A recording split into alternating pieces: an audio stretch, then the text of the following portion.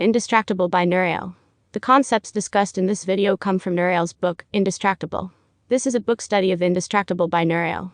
Imagine what you could accomplish in your life if you were indistratable. Principle number 1, distraction versus traction. Both words end in the same ending, action, however both are opposites in their outcome. So distraction is defined by any action that moves us away from what we want to do, or plan to do.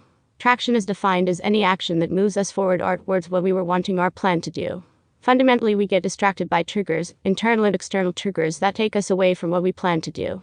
These triggers trigger us to do something else, usually by being lured away in the opposite direction like a fish on a fishing line. External triggers can be classed as triggers located in the external world, things like phones, Facebook news feeds, your boss asking you to work late, or being asked to go for a drink after work. Internal triggers are our emotions. These triggers are the most influential as our emotions are central to driving our behavior and choices that we make. Principle number 2, mastering your internal triggers.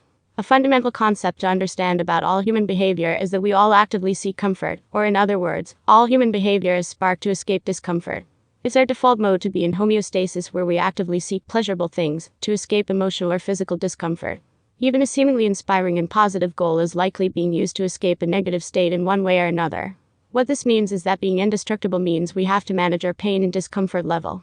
When we find ourselves wanting to escape those uncomfortable feelings of boredom or restlessness when starting a new goal, we then often reach out for a distraction. We have to find a way to manage our uncomfortable feelings with pain management.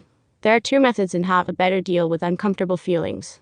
When you feel those uncomfortable feelings and discomfort, spend 10 minutes noticing and labeling that feeling. Spend your time mindfully observing those feelings. Avoid blaming and guilting yourself. You want to try and surf the wave of discomfort, then you can remain on track and indistractable. Another way to deal with discomfort or pain when trying to stay indistractable is to counteract your external triggers. One way of doing this is to remove all of the distractions around you when making traction in your activities. Minimizing all of the distractions in your environment can dramatically reduce your need to wonder or being triggered by a device bleeping. By not being distracted during tasks that you are doing allows you to be more focused on the task at hand, reducing the stakes as well. The point here is to remove and minimize distractions from your environment to become indistractable, allowing you to be more focused on the task you are doing. Principle number 3, schedule your days or someone else will. Make a time-boxed schedule, which is an hourly schedule that you set yourself for the entire week, every week from now on. The key here is to schedule in your values that allows you to live out your values. Turn your values into time, schedule in the activities that you enjoy, which means the schedule is fun and worth sticking to versus a chore-like schedule that you will not stick to. Having a to-do list is only one part of the process. You need to start scheduling them into a time-boxed schedule. Always remember to have a time in your schedule. The schedule lasts as a framework to follow. Obviously, it's not always going to go perfectly, but at least having a schedule in place, you have a good idea of what you are supposed to be doing.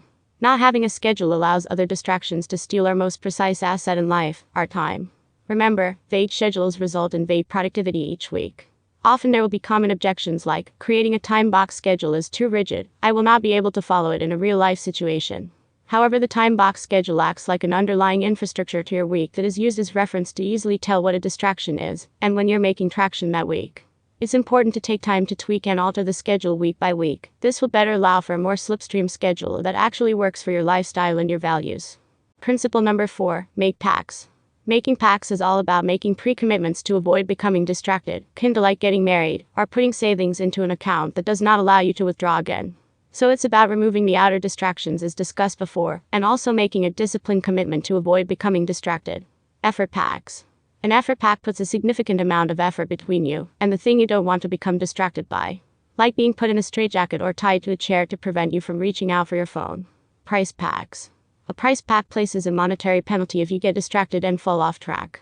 Like giving your boss £200 if you do not finish that project in time. If you had a monetary penalty of £10,000 if you failed to complete a project in time, this would certainly motivate you to become less distracted and more focused than ever before. Identity pacts. This is like a story or belief you tell yourself and others that your behavior reconfirms. Saying, I am always so focused and get all of my projects finished in time reinforces your new behavior that you want to achieve. Make sure to not be too hard on yourself when becoming indistractable. Being indistractable really means that you understand and are aware of yourself getting distracted. You are then able to be more conscious and make better decisions a second time around, however you will fall off track and get distracted. Principle number 5, allow time for distractions. If playing games or listening to music is a distraction that you can't do without, then you need to place this actively in your time box schedule.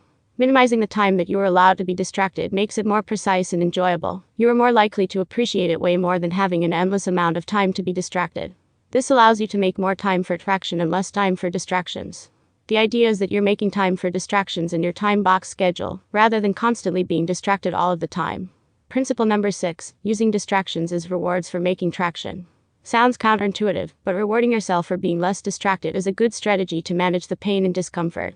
Action steps for you. Plan out your next 3 to 6 weeks time box schedule. This schedule is a reference in what you should be doing. Write down what you want to accomplish and start the schedule in the activities that you value.